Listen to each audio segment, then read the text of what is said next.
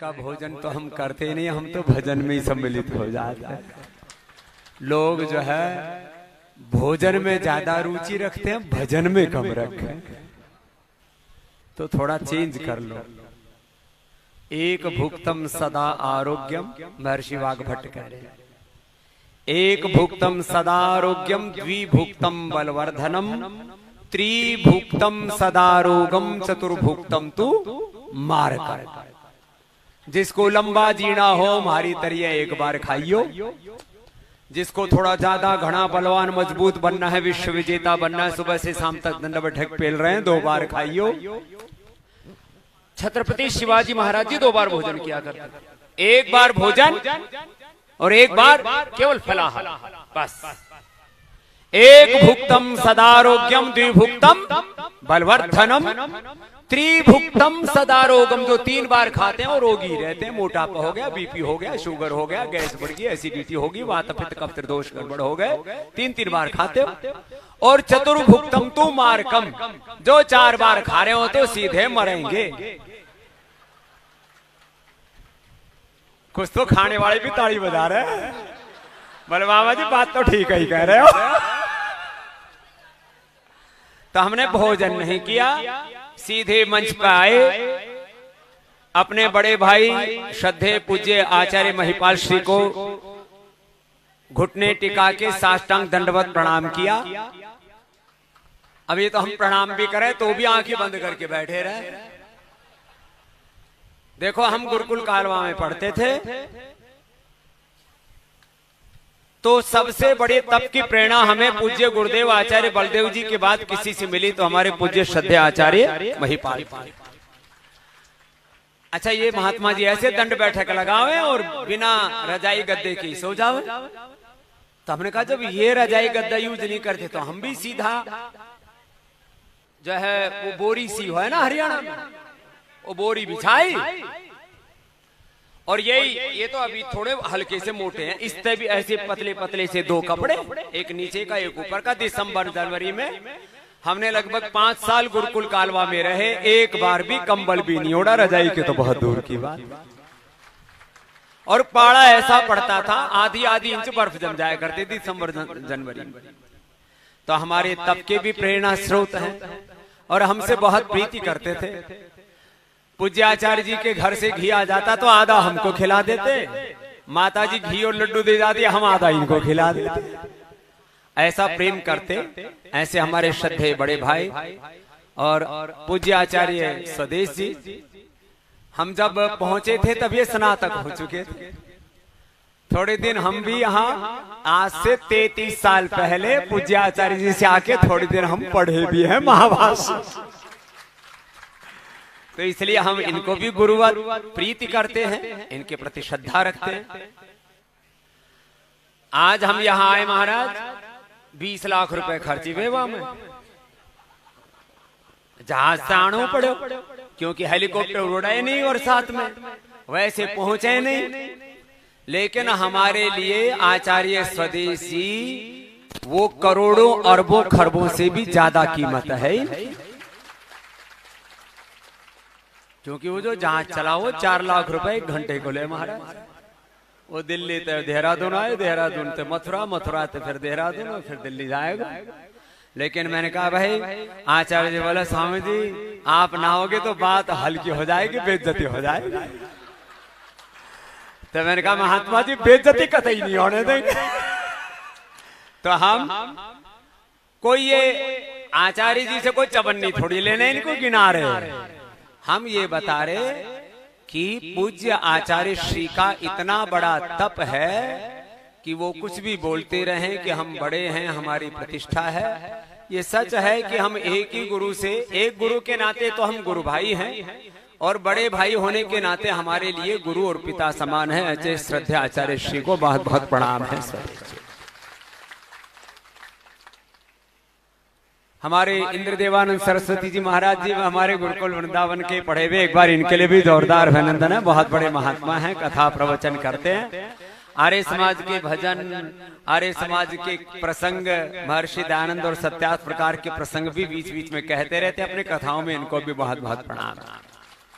पूज्य नरेंद्रानंद सरस्वती जी महाराज, ऐसे तपस्वी महात्मा सहित हमारे ये पंकज, ये भी महात्मा ही है।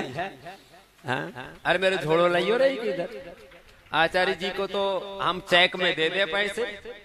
इधर आ, तेरे लिए 1 लाख रुपए की दक्षिणा लेके आया। इधर आ। अरे आशीर्वाद है गुरु पूर्णिमा को, गुरुजी आशीर्वाद दे। बात है बड़ी। एक माला निकालो महाराज, आप माला पहनाओ। हाँ। लो भाई, एक बार पंकज के लिए जोरदार ताली बजाओ। इधर पकड़ो। ला।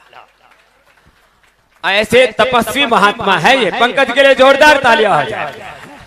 जा, खुश रहो, बैठ। तो आप आर्य समाज के लिए अपना पूरा जीवन लगा देना, घर परिवार की नहीं सोचना, केवल ये कि मुझे महर्षि दयानंद ने जो रास्ता दिखाया है, ये सत्यार्थ प्रकाश में भाई इतनो बड़ो हमने पहली बार देखियो।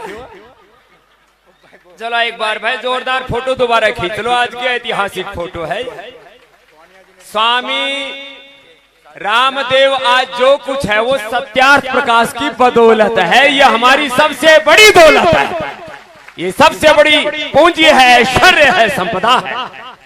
महर्षि दयानंद यदि ना होते तब हम भी खेत में कहीं हल ही चला रहे होते। आज स्वामी रामदेव हल चलाने के बजाय पूरी दुनिया में भी हलचल मचा रहा है, तो सत्यार्थ प्रकाश के कारण से।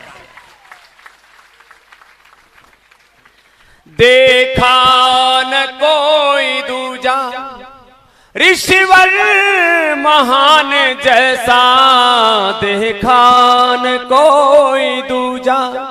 एक और सारी दुनिया, एक और वो अकेला, कुछ साथ में नहीं था, चेली न कोई चेला। दुनिया के हर सितम को मर्दानगी से झेला, हरदम रहा अड़ाओ। सुदृढ़ चट्टान जैसा, देखा न कोई दूजा। देखा किसी का दुख तो ऋषिवर की आंख रोई। जग के लिए ऋषि ने रातों की नींद सोई। जग के लिए ऋषि ने रातों की नींद खोई। देखे अनेक त्यागी ऋषिराज सा न कोई, दिल था विशाल इतना, है आसमान जैसा, देखा न कोई दूजा। है आर्यो तुम समाधि मेरी नहीं बनाना, मेरे तन की राख लेकर खेतों में जा गिराना। वेदों के पथ पे चलना, वेदों के पथ पे चलना, संसार को चलाना, बन जावे श्याम जीवन। ऋषिवर महान जैसा, देखा न कोई दूजा, देखा न कोई दूजा। ऋषिवर महान जैसा, देखा न कोई।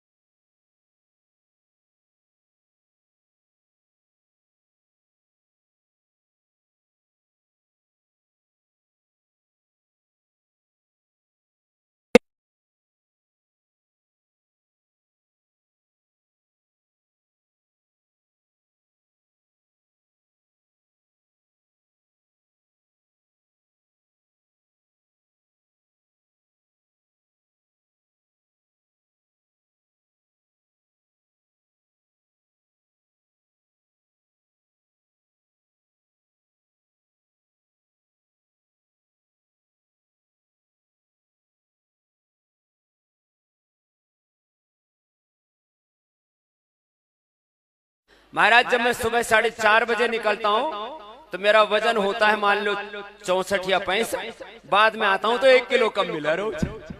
फिर दूध घी खा पी के बराबर करना पड़ा। पुरुषार्थ करो, पुरुषार्थ यह हमारे जीवन का सबसे बड़ा धन है। धर्म अर्थ काम मोक्ष का आधार क्या है? पुरुषार्थ। इसी को हमारे सनातन आर्य वैदिक धर्म में क्या कहा? पुरुषार्थ। बोलो पुरुषार्थ।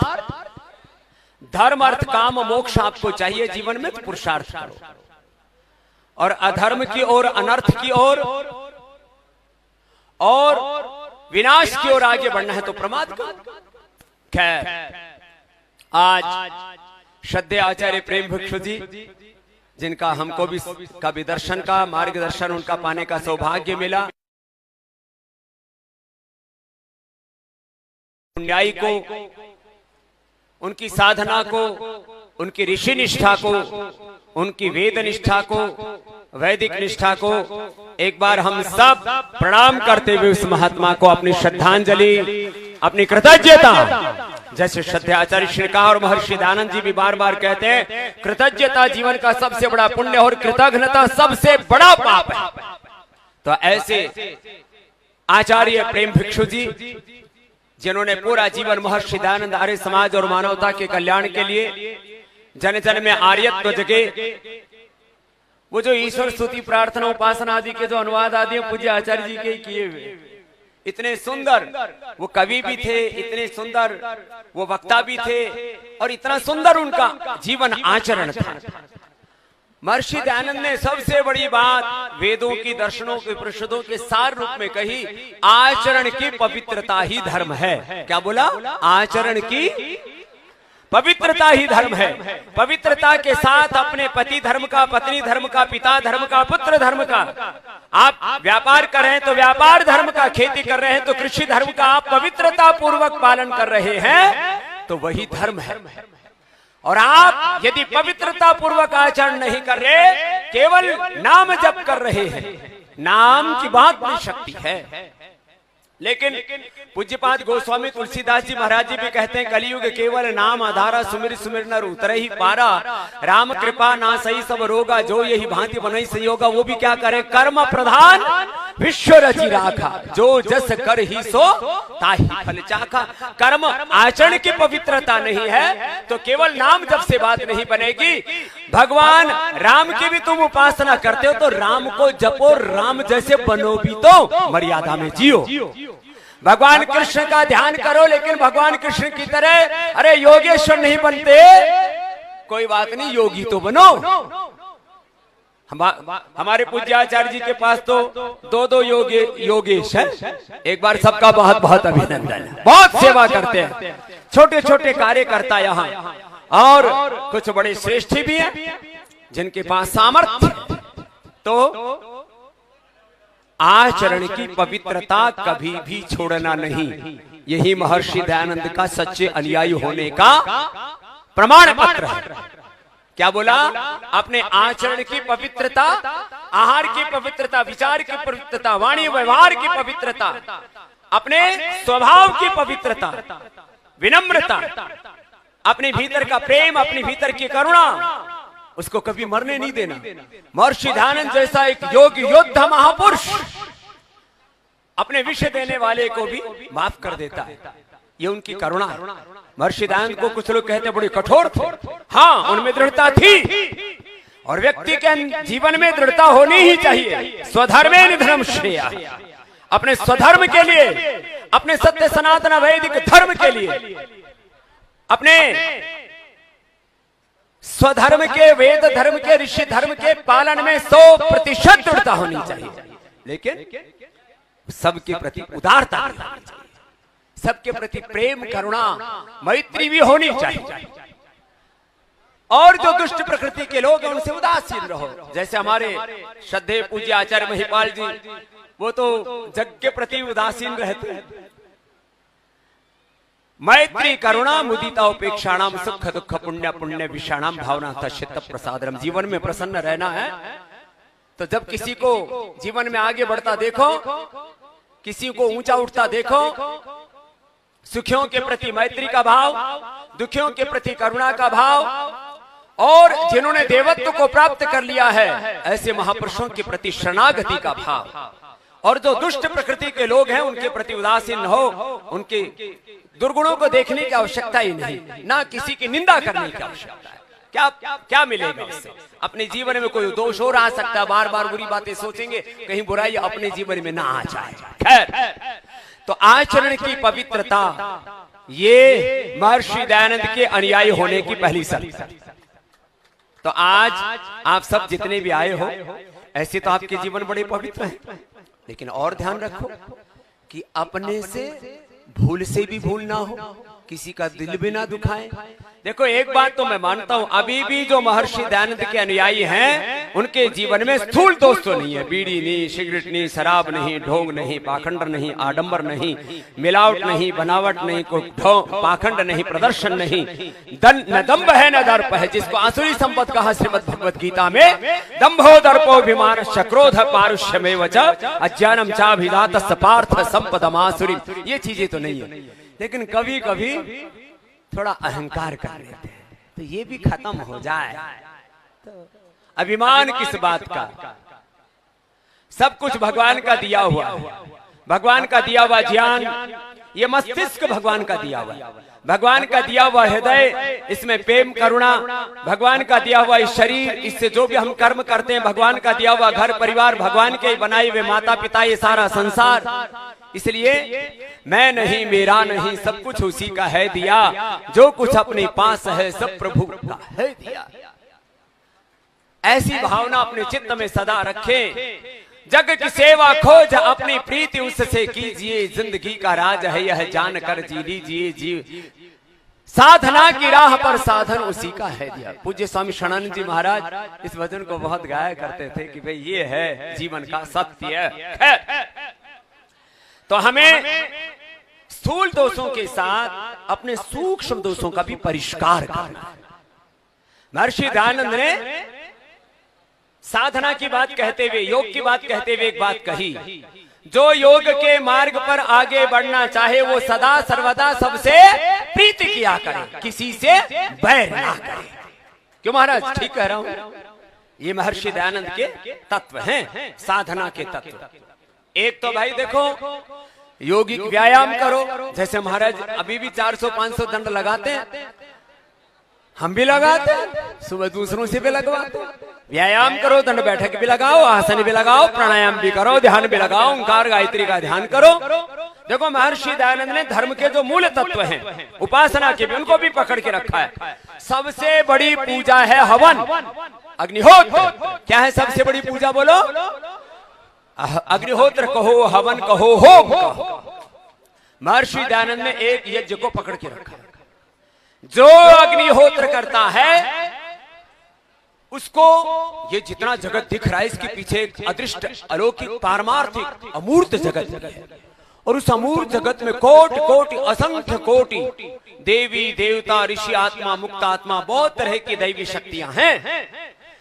जो हवन करता है, सुन लो भाई, कभी कभी यह हमारे महर्षि दयानंद के शिष्य कभी कोई दूसरा कोई बहक जाए या बहकाने की कोशिश करे कि तुम तो कोई पूजा पाठ करते ही नहीं। अरे बोले हम हवन करते, वो हमें सारी पूजा पाठ आ गई।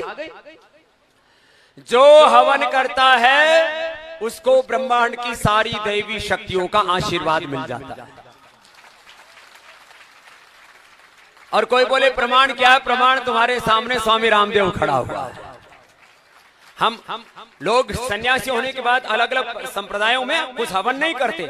हम सन्यासी होने के बावजूद भी रोज कम से कम 1 क्विंटल का, जब हमारे पास कुछ नहीं था तब 1 किलो घी का हवन किया करते थे, भीख मांग करके, भिक्षा मांग करके 1 किलो घी का हवन। और मोटी सी महाराज मोटे चमचे से हवन करते थे। ये जो कंजूस सी चम्मच से हवन करते हैं ना, 2-2 4-4 बूंद, खुद तो गटप कर जाए 100 ग्राम घी, और फिर क्या वजन बढ़ गया बाबा, कोलेस्ट्रॉल बढ़ गया। और हवन में 2-4 बूंद सी पड़े टपका में, और समिधा लगा महाराज 2-3 किलो, मतलब लकड़ी फूंके 4 किलो, और घी टपका में 4 बूंद। हमने 1-1 किलो घी से हवन किया जब हमारे पास कुछ नहीं था तब, और अब तो रोज कम से कम 1 क्विंटल घी का पतंजलि में, और पूरा यहाँ पर भी पतंजलि के भी कार्यकर्ता हैं भारत स्वाभिमान महिला पतंजलि योग समिति के। तो एक बार भाई आर्य समाज के साथ साथ जो पतंजलि है ना, ये भी महर्षि दयानंद के ही शिष्य हैं। कोई ये पतंजलि तो एक ऋषि है, कोई बाबा रामदेव ने कोई पेटेंट करवा रखो है। अच्छा महर्षि, अच्छा हम अपने नाम से भी तो संस्था बना सकते थे। हमने कहा अपना नाम नहीं रखना, हम तो ऋषियों के अनुगामी हैं, ऋषियों को ही आगे रखना है। इसलिए महर्षि पतंजलि के नाम से पूरे पतंजलि में रोज कम से कम पूरे पतंजलि परिवार में 1 टन से ज्यादा घी का हवन होता है। हम पूजा में 2 ही चीजें करते हैं। रोज सुबह उठ करके गाय का गोबर उठाते हैं, गाय की सेवा करते हैं, गोग्रास देते हैं सबसे पहले, फिर अपना 1 घंटा ध्यान करते हैं, फिर अपना जो नित्य की दिनचर्या योगाभ्यास है वो करते हैं। 2 काम रोज, गौ माता की सेवा, बोलो गौ माता की, गायत्री माता की। अच्छा हम गौ माता की, गायत्री माता की, भारत माता की जय तो बोलते हैं, लेकिन उसका तत्व भी समझे। सारी माता, सारे पिता, सारे हम इंसान धरती माता की कोख से पैदा हुए, माता भूमि ही पुत्र हम पृथ्वी। तो सुबह उठ करके धरती माता को प्रणाम करो और संकल्प करो कि मेरा एक एक श्वास भारत माता के लिए, मैं एक व्यक्ति नहीं हूँ, मैं भारत माता की संतान हूँ, मैं भारत माता की वीर वीरांगना संतान हूँ। मैं अंतिम श्वास तक भारत माता को परम वैभवशाली बनाने के लिए पुरुषार्थ करूंगा। अंतिम श्वास तक भारत माता के साथ धोखा नहीं करूंगा, किसी भी प्रकार से अपने देश के साथ गद्दारी नहीं करूंगा, खुददारी के साथ जीऊंगा। ये स्वाभिमान हमें वेद सिखाता है। माता भूमि पुत्रो हम पृथ्व्या। फिर अपने माता पिता के प्रति श्रद्धा रखो। मातृदेवो भव पितृदेवो भव।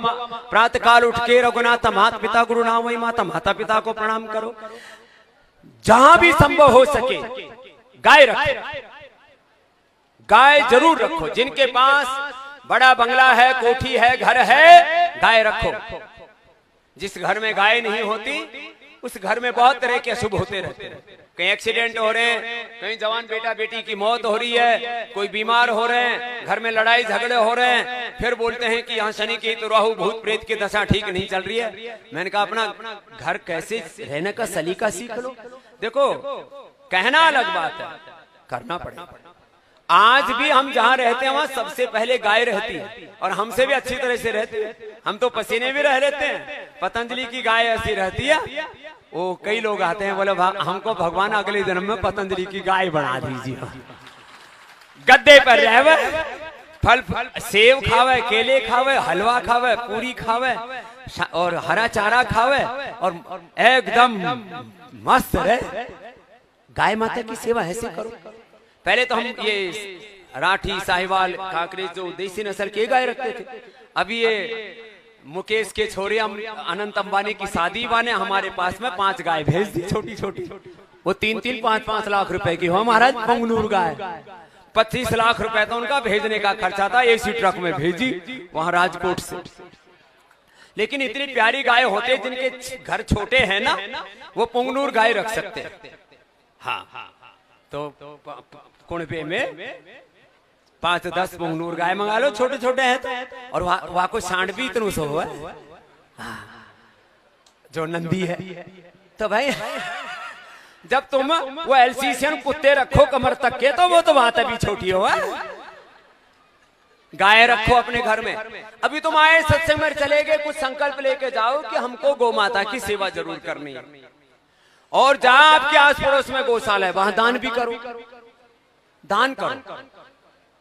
शास्त्र में कहा दारिद्र्य नाशनम दानम। कुछ कहते थे हम तो इतने गरीब हैं, अरे गरीब है तो थोड़ा कर ले, कोई जरूरी है लाखों करोड़ों करना है।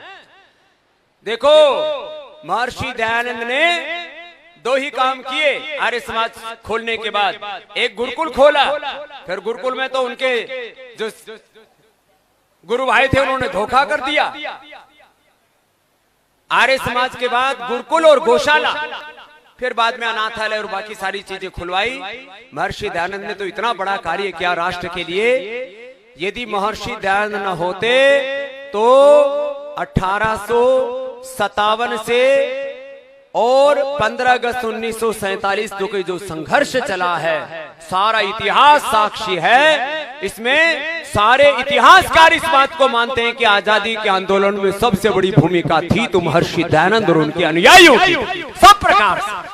और जो समाज में चारों तरफ ढोंग आडंबर, पाखंड, अंधविश्वास, छुआछूत, ये जात पात, ये सब घृणा, नफरत, भेदभाव, सारी दीवारें किसी ने तोड़ने का काम किया और राष्ट्र को जोड़ने का काम किया, एक सूत्र में बांधने का काम किया तो महर्षि दयानंद सरस्वती।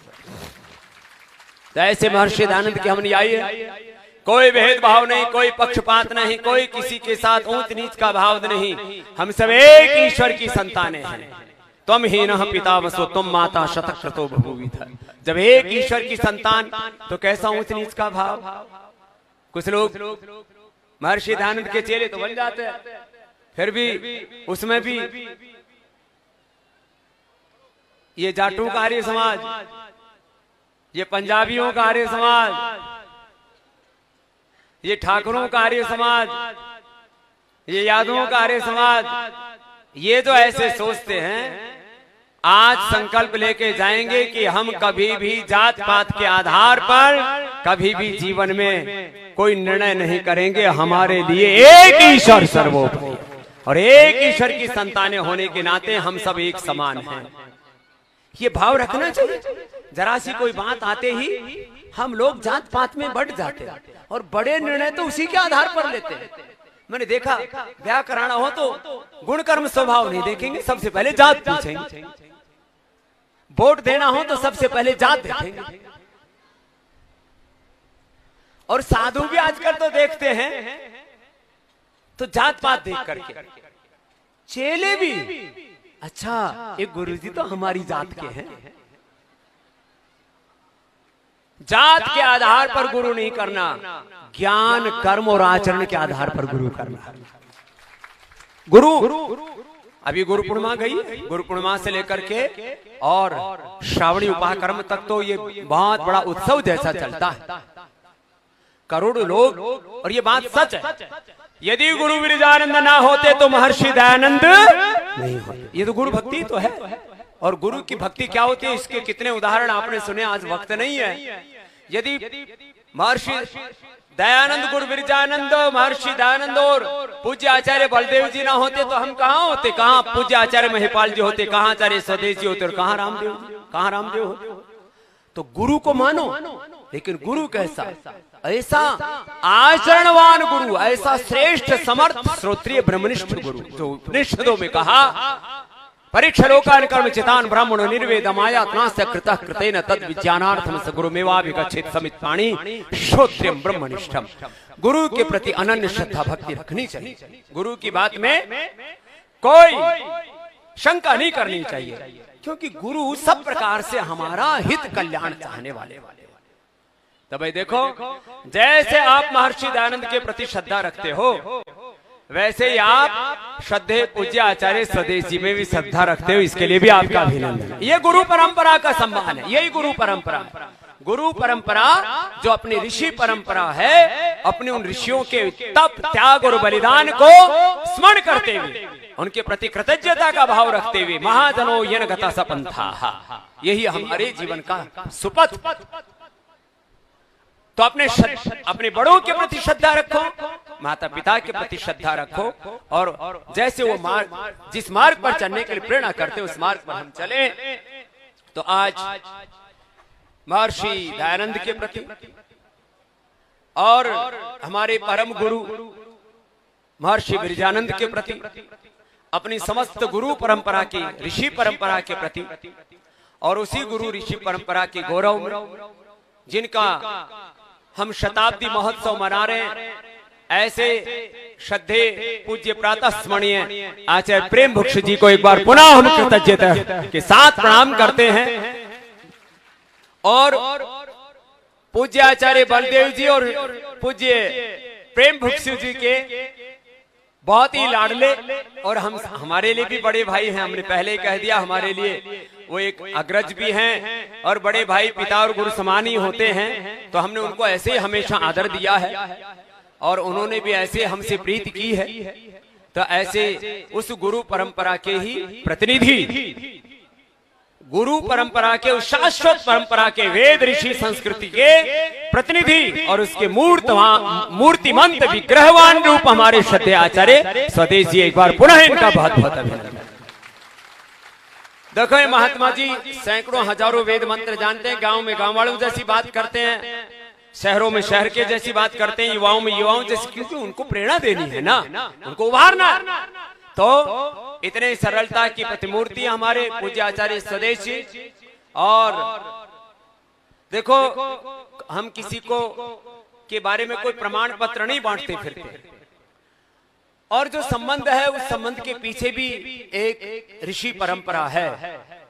लेकिन एक बात आपको जरूर कहता हूं, कोई किसी का कितना ही बड़ा मठ मंदिर होगा, कितनी लोग विश्व में किसी की प्रतिष्ठा होगी, लेकिन हमारे ऋषि परंपरा के बहुत बड़े गौरव कहें, आदर्श कहें, प्रतिमान कहें, उस ऋषि परंपरा को जिन्होंने अक्षुण्ण रखा हुआ है, ऐसे आचार्य श्रद्धेय स्वदेशी हैं, जो आपको योग में, यज्ञ में, वेद में, गुरुकुल में, अपनी संपूर्ण वैदिक परंपरा में कैसे आगे बढ़ना है उसमें आपको आगे बढ़ाते रहते हैं। तो मैंने कहा था महर्षि दयानंद ने यज्ञ को पकड़ के रखा है। तो आप जितने भी आए हो आर्यजन, जैसे कह रहे थे आचार्य जी, आचार्य प्रेम भिक्षु जी, कभी किसी से मिलते तो रोज हवन करते हो ना, रोज संध्या उपासना करते हो ना। तो मैं आपसे पूछता हूँ, अभी देखो थोड़ी देर भाई, अब हम गुरु हैं तो ये भी हमारा धर्म है, जरा तुम्हारी परीक्षा भी लेनी। जो डेली नित्य प्रति हवन करते हैं, दैनिक हवन करते हैं, जरा हाथ ठाइयो भाई, ईमानदारी से ठाइयो। तो भाई अच्छी संख्या, एक बार जोरदार अभिनंदन करो भाई इनका। जो सप्ताह में एक बार हवन कर लेते कम से कम वो भी हाथ ठाइयो, ये संख्या भी अच्छी खासी है भाई, इनके लिए भी जोरदार ताली बजा दो। तो जो रोज हवन ना कर सके, गाय का घी का दिया तो जलाते ही होंगे, वो तो करिए। और सप्ताह में तो एक बार हवन कर ही सकते हैं। पूरे मंत्र ना आते हो तो गायत्री मंत्र से तो हवन कर ही सकते हैं। गायत्री मंत्र, महामृत्युंजय मंत्र से कम सप्ताह में एक बार तो बड़ा हवन करो। और भाई परिवार में एक आधा तो बुजुर्ग होता ही है, तो बैठ के हवन कर लो, गृह क्लेश कट जाएंगे, प्रारब्ध दोष मिट जाएंगे। ये जो कई प्रकार के जीवन में बहुत प्रकार के संकट होते हैं, महर्षि दयानंद ने बोला कुछ नहीं है, इसके बारे में हम कभी बाद में बताएंगे आपको। महर्षि दयानंद ने उनको सारे जीवन के जितने भी सूक्ष्म जगत के रहस्य सब विदित थे, महायोगी थे। तो उनका एक हवन बता देता हूँ, इनके सारे जीवन के दोष, प्रारब्ध दोष कहो और तमाम तरह की नकारात्मक ऊर्जाएं कहो, सब हवन से दूर हो जाएंगे। ओंकार और गायत्री के जप के लिए कहा। आप में कितने ऐसे हैं जो कम से कम एक माला रोज गायत्री की करते हैं, 108 बार गायत्री की उपासना करते हैं? जरा हाथ उठाइए। संख्या थोड़ी है, नीचे कर लो। तो भाई गायत्री नहीं करते तो क्या महामृत्युंजय करते हो? वो बता दो। ओंकार का तो कर लो, 5 मिनट लगती है रोज। आज संकल्प लेके जाओ भाई, ये गड़बड़ हो रही। अब कुछ लोग महर्षि दयानंद को, वेदों को तो मानते हैं। महर्षि दयानंद कहते हैं जो ईश्वर, जो भगवान के रास्ते पर, वेद के रास्ते पर, ऋषियों के रास्ते पर चलना चाहे, कम से कम 1 घंटा उपासना अवश्य करें। कितनी देर? अरे जोर से तो बोलो। और तुम 10 मिनट भी ना कर रहे तो बात गड़बड़ है। देखो प्रोटोकॉल पूरा फॉलो करना पड़ेगा। तो आज सब संकल्प लेके जाएंगे कि कम से कम 10 मिनट ओंकार का, गायत्री का जप या संध्या उपासना। पूरी संध्या कितने करते हैं? जरा हाथ उठाइयो। यो संख्या तो अच्छी है भाई, एक बार जोरदार ताली बजा देते। पूरी संध्या ज्यादा करते। हाँ मैंने तो गायत्री में मैं तो डर गया, मैंने कहा फिर ये जप है क्या है? ना राम को भजे, ना शिव को भजे, ना गायत्री को भजे, फिर कर रहे क्या? तो संध्या कर रहे हैं, इसके लिए जोरदार अभिनंदन। अच्छी बात। हम भी गुरुकुल में आने से पहले ही संध्या उपासना करते थे। ओम शन्नो देवी रभिष्ठ से लेकर के ओम नमः शंभवाय च मयो भवाय च, नमः शंकराय च मयस्कराय च, नमः शिवाय च शिवतराय। छोटे बच्चे थे 7-8 साल के, तभी संध्या के हवन के सब मंत्र कर लिए थे। और कोई यज्ञोपवीत कराने वाला कोई दूसरा पंडित जी तो था नहीं। जो गांव में पंडित जी थे वो खुद ही बीड़ी पिया करते थे। वो तो वो उनको उपनयन आता ही नहीं था। तो हमने तो गांव के पुराने जो घड़े फूट जाते हैं ना, वो फूटा हुआ घड़ा लिया, घर से घी चुराया। अपने घर का घी चुराने में कोई चोरी नहीं होती, और यहाँ तो सब भगवान योगेश्वर कृष्ण के वंशज हैं, घी दूध की चोरी को चोरी वैसे पड़ोसी की भी नहीं मानते। तो हमने तो अपने घर को ही चुराया, घी से घर से घी चुरायो, फिर हवन रचायो, और फिर हम ये जो पवित्रम परमम पवित्रम प्रजापति सहजम पुरस्तात् पूरा मंत्र पढ़ करके हवन कर लिया। और गुरुकुल में जाकर के हमारे गुरुजी ने हमको अष्टाध्यायी महाभाष्य आदि पढ़ाया, और आज उसी का परिणाम है। और एक बात सुन लो, अभी आर्य महासम्मेलन अमेरिका में भी हो रहा था, न्यूयॉर्क में कह रहा था, जैसे महर्षि दयानंद चाहते थे वैसे इस देश के पहले हजारों बाद में लाखों विद्यालयों को गुरुकुल शिक्षा में ढालना, ये काम करना है भारतीय शिक्षा बोर्ड के माध्यम से। मोदी सरकार ने जो बाकी कार्य किए हैं भाई, वो उनके अपने राजनीतिक एक अलग प्रकार का एक पूरा मैकेनिज्म होता है, लेकिन आजादी के 75 वर्ष बाद एक बहुत बड़ा पुण्य कार्य कोई मोदी जी ने किया। तो मैकाले की शिक्षा पद्धति के स्थान पर भारत में भारतीय शिक्षा पद्धति हो, वैदिक शिक्षा पद्धति हो, इसके लिए भारतीय शिक्षा बोर्ड का गठन करवाने के लिए उनको अभिनंदन। अब कोई गुरुकुल उसकी मान्यता जैसे कोई स्टेट बोर्ड या सेंट्रल बोर्ड सीबीएसई की मान्यता होती है, वैसे ही प्रत्येक गुरुकुल की मान्यता होती है, केवल गुरुकुल की नहीं। जो आपने अलग अलग, जो हमारा दिलीप बैठा है बालक इधर, ऐसे बहुत से लोग अपने अपने स्कूल कॉलेज आदि चलाते हैं। तो हर स्कूल में अब धीरे धीरे भारतीय शिक्षा बोर्ड आएगा देश में। जब मुसलमान जिनको कहते हैं कि बड़े गरीब हैं, वो 3 लाख से ज्यादा मदरसे चलाते महाराज, 3 लाख से ज्यादा। जब वो 3 लाख से ज्यादा मदरसे चला सकते हैं, तो हम 3 लाख से ज्यादा गुरुकुलीय शिक्षा पद्धति से विद्यालय चलाएंगे। ये काम होने वाला है। ये खाली महर्षि दयानंद और गुरु विरजानंद की धरती से भाषण देने नहीं आए, ये होगा। भारतीय शिक्षा पद्धति की प्रतिष्ठा होगी, भारतीय सनातन वैदिक चिकित्सा पद्धति की प्रतिष्ठा होगी। बात हो गया मेडिकल माफियाओं ने लोगों को बात लूटा है, और जब मैं कभी कभी ऐसे ज्यादा बोल देता हूं, मेरे ऊपर मुकदमे भी बहुत ठोक रखे हैं, लेकिन हम भी असली वाली मिट्टी से, महर्षि दयानंद की मिट्टी से बने हुए हैं। ठाकरा मुकदमे 1000 से ज्यादा मुकदमे हो चुके अभी तक मेरे ऊपर, कई सैकड़ों करोड़ तो मुकदमों में खर्च हो चुका है। ये तो सामर्थ्य ना होता तो अभी तक तो रामदेव रगड़ी दीने हो तो।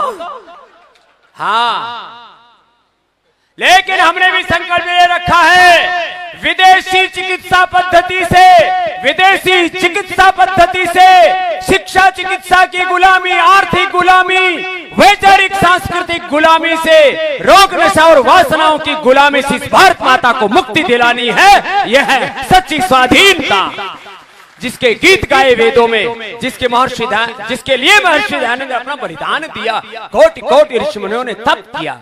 ये पूर्ण स्वाधीनता वेदों में जो स्वराज्य सूक्त गाया है, उसको चरितार्थ करेंगे। अब ये काम ऐसे तो नहीं हो जाता, इसके लिए बहुत पुरुषार्थ करना पड़ता है। मैं सुबह 3 बजे जागता हूँ लगभग, कितने बजे, और रात को 10-11 बजे सोता हूँ। कितने बजे? 10-11 बजे सोता हूँ, और कोई इधर उधर की चक्करबाजी में नहीं रहते। जैसे पूज्य आचार्य जी का मिनट टू मिनट डेली बनता है। अब आज का दिन तो हमने पूज्य आचार्य जी के नाम कर रखा है। हमारे एक दिन की कीमत कम से कम 10 करोड़ रुपए है। अब महाराज जी को तो पसीने आ जाएंगे, महाराज हम तो उजड़ जाएंगे यदि हमसे दक्षिणा मांग ली तो ये तो हंसी मजाक की बात है। लेकिन देखो कुछ लोग, अच्छा मैं देखता हूँ 99% लोग, कोई नहीं बोलता स्वामी रामदेव ने अष्टाध्यायी महाभाष्य निरुक्त निघंटु वेद दर्शन उपनिषद पढ़े हुए। अरे रामदेव को बड़ो कारोबार है, तेरे पेट में क्यों दर्द हो रहा है? मेरे तप को नहीं देखते, मेरे ज्ञान को नहीं देखते, मेरी सेवा को नहीं देखते। स्वामी रामदेव के कारण से 1 लाख लोगों को डायरेक्ट, 5 लाख लोगों को इनडायरेक्ट, कम से कम 1 करोड़ घरों में पतंजलि के कारण से दिया जलता है। 1 करोड़ घरों के अंदर हमने खुशहाली लाई है, उनको रोजगार, उनको समृद्धि, उनको स्वावलंबन, उनको आत्मनिर्भरता, स्वाभिमान के साथ जीने से हक दिया। और करके तो देखो, जो 10, 20, 50, 100 करोड़ का व्यापार करे उनके टाट के ऊपर बाल उड़े पड़े, और यहाँ पूरे के पूरे असली वाले हैं। अभी वो अनंत अंबानी की शादी में गए तो अमिताभ बच्चन भी सामने आए, तो मैंने देखा इनके वाले तो कुछ हो रही है। बहुत से बोले बाबा जी क्या बात कर रहे थे, बड़े बतला रहे थे। अच्छा, लोग इन्हीं को वायरल करते रहते। भाई देखो, हम काम जरूर करते हैं, और काम भी कितना बड़ा, करीब 50,000 करोड़ रुपए का टर्नओवर है। कितना? 50,000 करोड़ का टर्नओवर पूरे देश में मुश्किल से 10-20 कंपनियों का होगा पूरे देश में, और आगे 1 लाख करोड़ का टारगेट है। कितना? किसके लिए? अर्थ पाने के लिए नहीं, ये सारा अर्थ परमार्थ के लिए है। किसके लिए है? परमार्थ के लिए। अब जिसके पास में बोले नंगा क्या नहाएगा और क्या निचोड़ेगा, जिसके पास कुछ अर्थ नहीं है वो तो खुद ही अनर्थ करेगा। आदमी को देखो, तब त्याग अलग चीज है। तब त्याग का मतलब होता है अपने लिए कुछ ना चाहना, सब कुछ सबके लिए करना।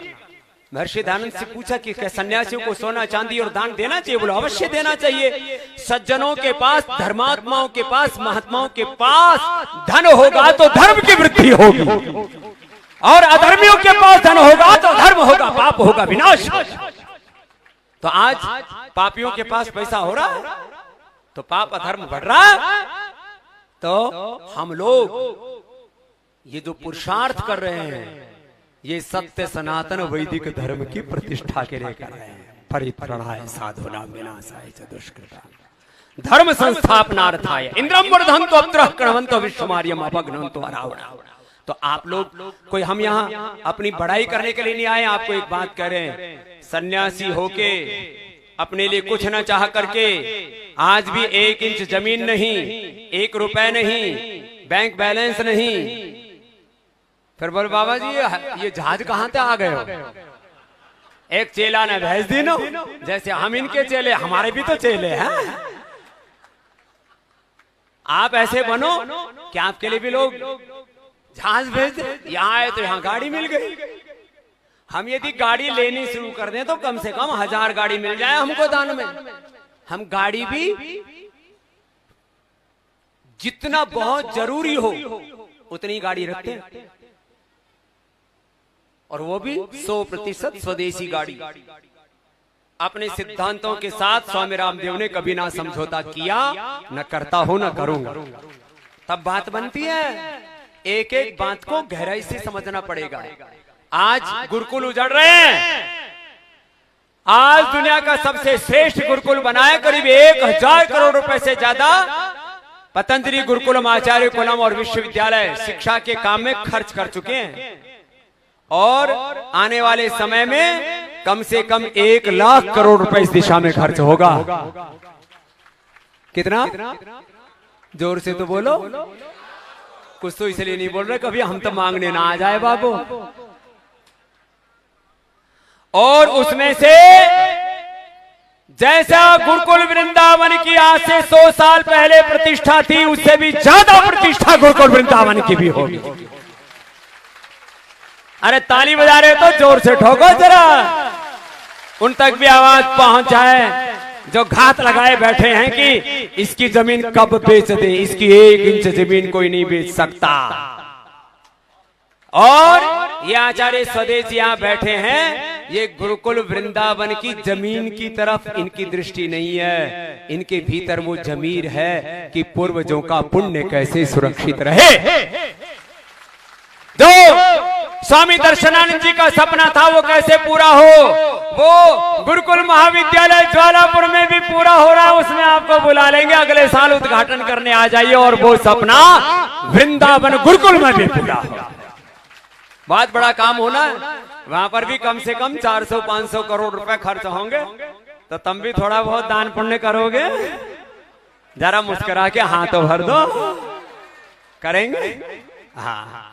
तो हमारे महात्मा जी कभी कभी यूं ही अकेले से हो जाते हैं, महाराज कैसे बात बनेगी, ये तो बड़ो कसूतो काम है, कैसे काबू में आएगो सब काम, बहुत काम फैलो पड़े हो, रामायण फैली पड़ी।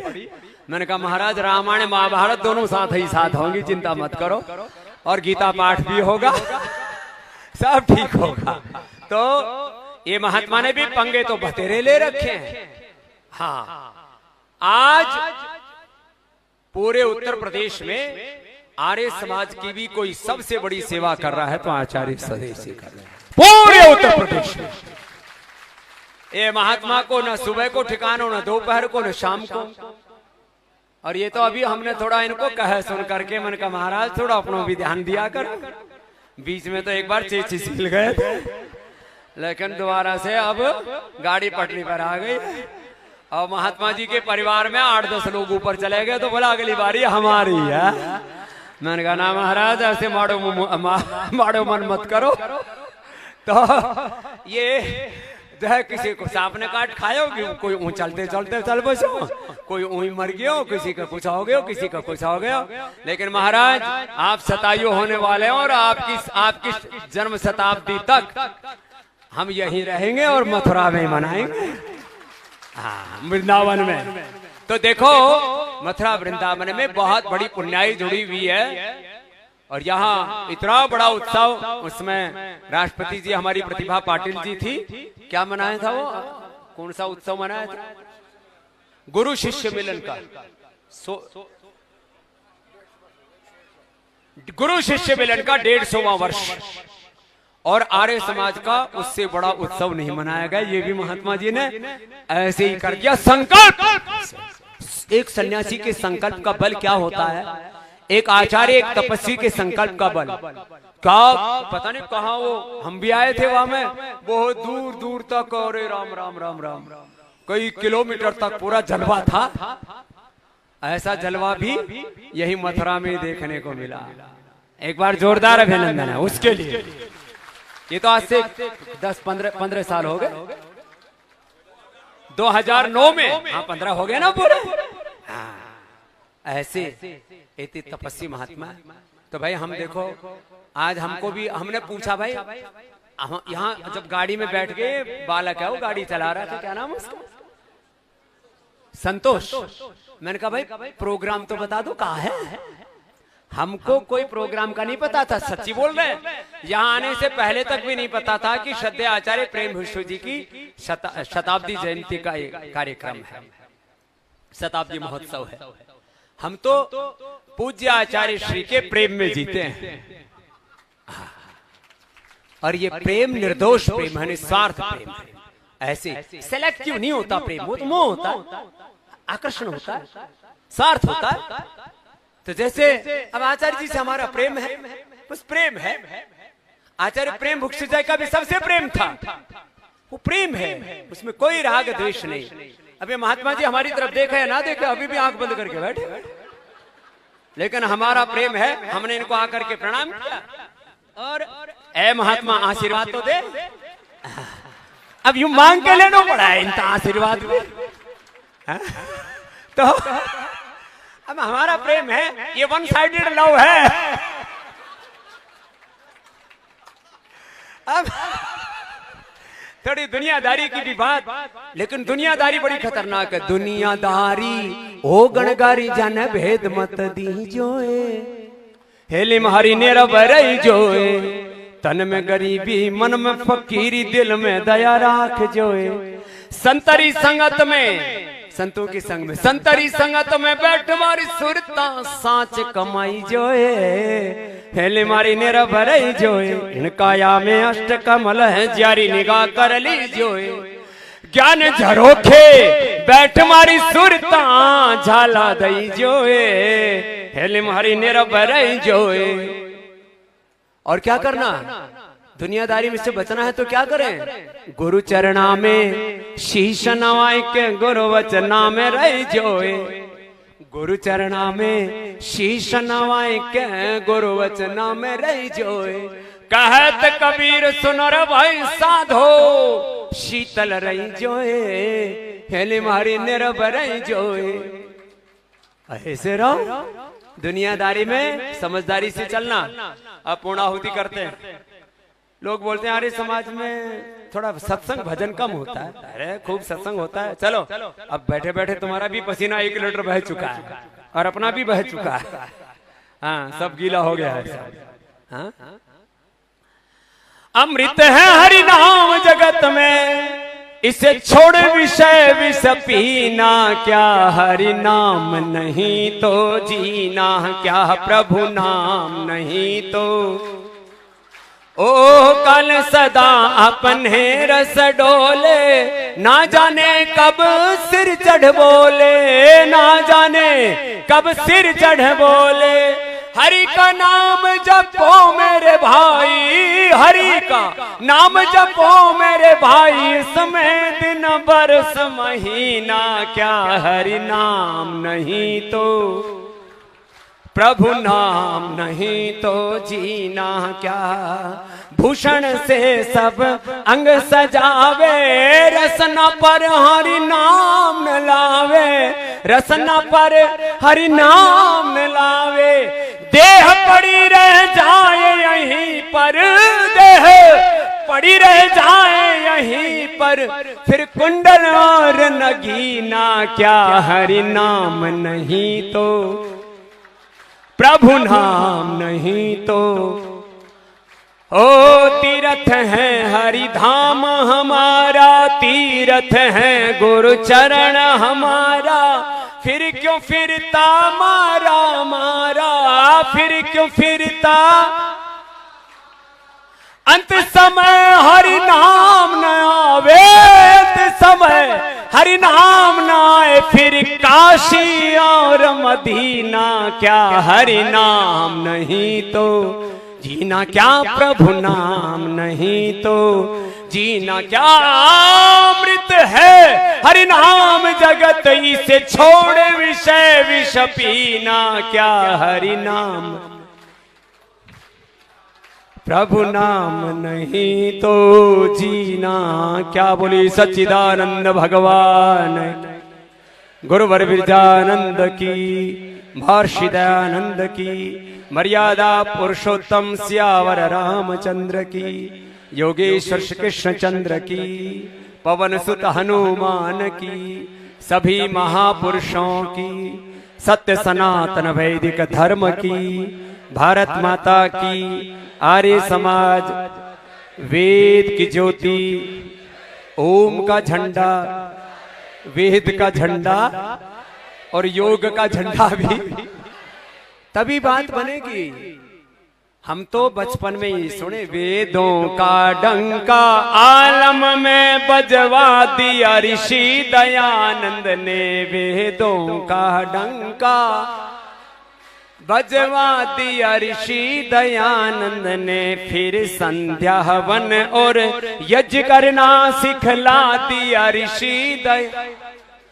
तो अब समय बहुत हो गया, तो अब हम खाली ना भाषण प्रवचन देने आए, लेकिन अब खड़ो कर दियो तो बोलना ही पड़े।